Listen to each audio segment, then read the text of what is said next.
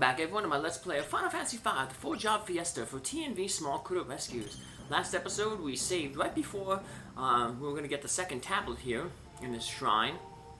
But before we get the second tablet, we have to meet one more new enemy, and we have to get 2 more treasure chests that are hiding off in the corners here, so nothing really important, but like I said, we're going for that 100% treasure chest completion, so we want to get them, so here we got the Slonins. I guess it's a pun on Ronin, which is a samurai without a master. But these guys, they just paralyze you by using that sword slap ability on you. That's an ability that a samurai that our job class can actually learn. So, apparently it's a pretty decent one because, like terrain, if you have an enemy like that's charmed or put to sleep, the sword slap won't wake it up or remove the charm on it, so it could be pretty handy. And we finish it off, and that's all the new enemies other than the boss, which we'll be encountering very soon. So, as long as we don't, the boss is, like I said, he's kind of annoying, but as long as you don't really use a multi-targeting attack on him, it's just a matter of being patient. He kind of reminds me of the boss at the end of the arena in Dragon Warrior 4, in Alina's chapter 2. The guy, he splits into 4 different forms, and only one of them is real. And if you hit one that isn't real, well, then you're just wasting your time. So, but luckily, this guy, he doesn't change forms every time you miss him.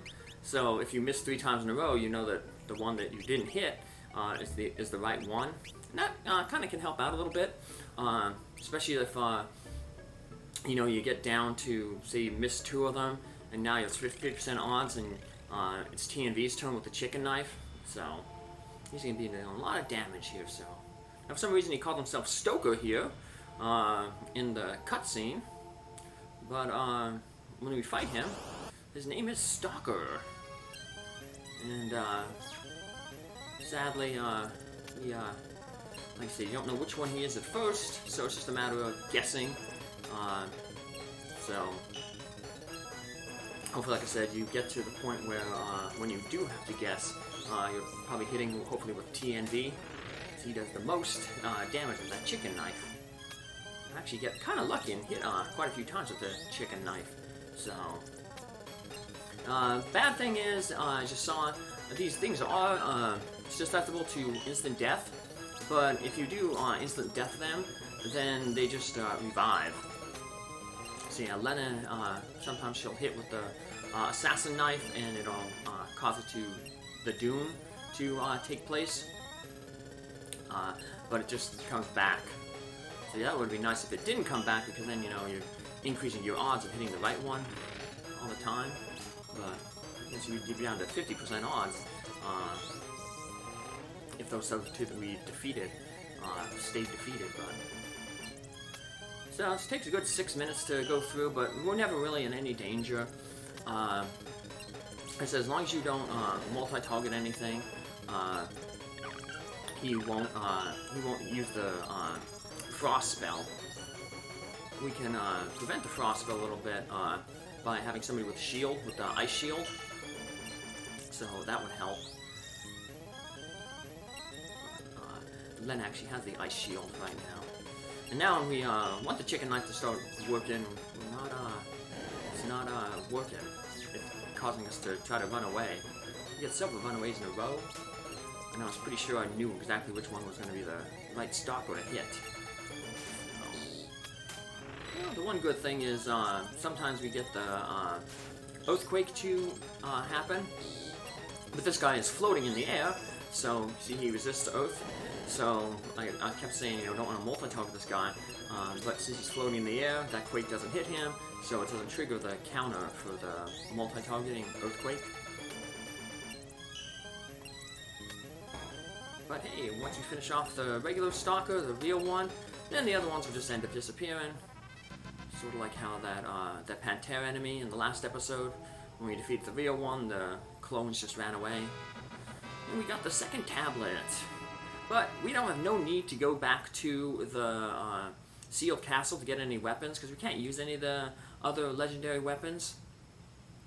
So I'm actually going to save off going to that thing. And the characters, the scholars in that Cruiser of the Castle, they never really change their dialogue. So it's not like going back to them, they'll give you a new idea of where you should go next. But this tablet tells us where we should go next. The Fork Tower. And we're going to have to get them both at the same time. The ultimate black magic spell Flare and the ultimate white magic spell Holy. And getting that Holy spell, once I get that, then I can actually head back to the Cruiser Castle. Because the Holy, there's two enemies in there. We have the Shield Dragon and the X-Death's Soul, and they are both weak to Holy. And I know I said we wouldn't be able to defeat those Shield Dragons because they just run away when they get to half health. But apparently, I've read that if you deal damage to them based on a reflected spell, that it doesn't counter that fleeing ability, so I might actually be able to defeat them. I'll just have somebody cast Wall, and then have whoever has the Wall spell on them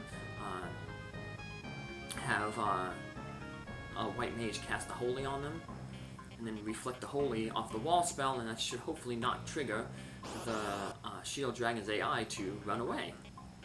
If that's the case, then hey, I'll be able to finish one of them off. So that Holy will also help X-Death's Soul be able to be defeated easier as well. So I'm gonna take the long way out here. I'm not gonna off-screen like I did with the pyramid. Just mainly for this room right here. When you get back to this room, if you don't have like a time mage to cast exit, you want to make sure that both of the handles are in the up position, and that'll take you back to the beginning of the level. And we can just leave here and get on our airship and head over to that Fork Tower. But before we head into the Fork Tower, we want to get some enemies. There's that lake now in Crescent. There's some enemies, new enemies in there. And we also want to get some equipment in Crescent. So we're going to... Now the enemies can be kind of tough, tricky, depending on how they hit you here, with their agility. So I'm just going to step outside here and make a quick save before I run in and start going to farm those enemies. But yeah, there's two types of enemies in here. There's these Sea Devils, which are like squids, and then the monster that you really worry about is the giant bird. It's like the wing raptor that it casts the Breathwing spell, and that takes off 1/4 of your max hit points. So, but there's a decent way to deal with them, at least with this party.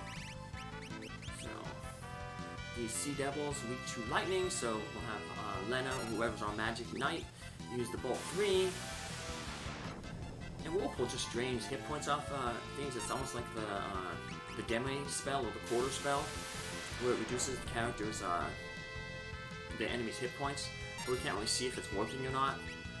But you'll see that it works sometimes because some of our enemies will be taken out in like one hit. And of course when we hit them with the Bolt 3 sword, that takes them out in one hit as well. So we'll just stay here, finish them off. And so obviously that one was weakened up because one hit with the 400 damage finished him off. And that was like the first time we hit him. So this one, I guess he was avoiding the whirlpools. But we hit him with the Bolt 3 sword, and that finishes him off. So, heal ourselves up, because we'll be staying at the inn. When we step in, there's some new dialogue actually in the inn. I mainly want to go in there to clean up my inventory. So there's the giant bird. If you luckily get the tempting tango on him, just basically sit here and don't let him, don't even attack him. He'll either finish himself off with the Breathwing, or 4 turns of that will finish him off, or he'll use the Beak spell, and he's avoiding it right now, but if he casts Beak on himself and it actually goes through, it petrifies him and instantly defeats him. So yeah, once you have this guy tempted or charmed, just sit back and he'll finish himself off. He decided at the very end there not to use the Breathling again, but he's at so low hit points that he's basically dead. And there we go. Finished him off. Yeah, a lot of the enemies in the sea give a lot of good AP. Some of them actually don't give any experience, which is kind of annoying, but because we'll be farming them a little bit later. When I get to an episode where I have enough time to not necessarily fulfill an objective, but have enough, have some time to waste and get the monsters. So by replenish our soft potions. Unfortunately, this is a level 1 town, a world 1 town, so we can't get cabins here. So this guy changes dialogue based on who you talk with. So if you talk to the lady, she says, "Tell me about elements," and he talks to you about the elements, which are the Geomancers. If you talk to the kid says, "Tell us about dwarves," and then he tells us about dwarves. They're really good at smithing, and they exist somewhere. Someone in Jakol, not Jakol, Karnak also mentioned about dwarves in the pub. We will run into them later. The dwarves are actually, they give the secret to which forest you have to enter to get to that special town. Like I said, I know what town to go to, and actually going to that town right now would be good because there's some really good equipment there that I can get. But more importantly, it would be nice to get the Dispel spell, which removes special statuses off of enemy. And this boss coming up in the Fork Tower on the magic side is going to be really, really tough. One way you can make it a little bit easier is if you have the Dispel spell, because you can cast a spell on him, and then he loses regeneration. But yeah, it's going to be tough going up the magic side. So I'm going to kind of rearrange things a little bit here. I'm going to put the chicken knife on Lenna, and actually she'll be actually going up the magic side. So we'll give her white magic. So Lenna and Cara will be going up to the left side, the magic side. Although I'm giving them some physical equipment. And TNV and Faris will be going up the right side, the strength side. That's what remember the folks in the Crescent said. You might think terrain would be magic, but it actually acts as a physical. So you won't be able to use that on the left side of the tower. That's why we'll be sending the Geomancer up the right side. If you try to use a physical attack on the left side, the enemies will either counter with a circle move, which removes your character from battle, or they'll start attacking with physical attacks, and their physical attacks are really strong. Basically, like they one-shot you. They do like 4,000 damage. So yeah, we don't want to risk doing that. Which makes you wonder, why are we using the chicken knife then on the left side? Well, I'll talk about that in a little bit. We gotta kind of get a little bit creative to defeat the enemies if we want to on the left side, and I want to just to show them off. Normally, like I said, it's not a problem because you just use black magic or summon magic. There's also a mini quest that we could have went on, and what that would have done was you could get this magic lantern that casts the summons, but we weren't really told about that yet, so I'm not going out of order. If you want, you can always just run from all the encounters on here, but I kind of wanted to show them all off, so I'm actually going to fight the encounters. So luckily we can encounter all the 3 monsters in this area in one battle, and that's what I'll end up doing. The other ones that just have 1 or 2 of the monsters in, I'll just run away from, so that way I only have to fight 1 battle. But it'll definitely be kind of tricky, and I'll explain why. Like I said, I had the chicken knife on this side. So once you start getting, there's 8 floors. Once you get out of the 8th floor, then you're just basically at the top of the tower, and you get to the final room. So I'm going to farm the enemy here, and I'll explain the strategy when I get into this. So the reason I have the chicken knife is because I want to be able to deal a lot of damage if I do a physical attack, mainly against those tiny mages. Those tiny mages you can take out with 1 hit with the chicken knife. So now for these guys here, it's kind of tough What I'm hoping to do is, I got lucky there, I got the Charm spell on the Flare monster up there on the top, and he casts level 3 elemental spells, so we want to hopefully have him keep just using those level 3 elemental spells on the Dim Master there in the back, and also on himself. We don't want to charm the Dim Master, because if you charm the Dim Master, he can cast a spell called Void, and what Void does is it removes, keeps anyone from casting magic at all, and so then that will force the enemies to start using their physical attacks, and like I said, their physical attacks will basically just one-shot your characters. So the goal is, like I said, we don't want to inflict any of those physical attacks, so we want to just hopefully that hope that Flare uses magic to weaken himself and the Dim Master down to a point where one hit with the chicken knife will finish them off. So that Dim Master is very, very annoying. Mute, unfortunately, does not last the entire round, so you can't just mute these enemies and basically make them null and void. So, yeah, we gotta use a little bit of strategy. Another thing you can do is you could berserk them. If you berserk them, they won't use they still hit pretty hard physically, but they won't use like the instant death physical attacks. So that's why I have Cara put up the armor spell. So one of the things you could potentially do is you could berserk the enemies, and then they'd only use that a strong physical attack, and then the armor would cut that damage in half. I mean, it still hurt you, but it's not going to one-shot you. So,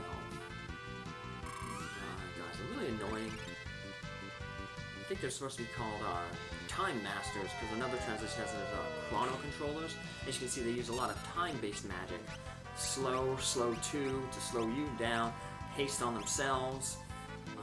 They use the quarter and the Demi spell to, to take hit points down. And those are time magic spells. But yeah, see, the chicken knife there was down and left, that one hit with it would finish it off, so that way you don't have to worry about it using that counterattack, either the circle or the main physical attack. And speaking of physical attacks, that's what we're going to have to use to climb the right tower here, but we'll do that in our next episode. Take care, have a good day, thanks for following along. Bye!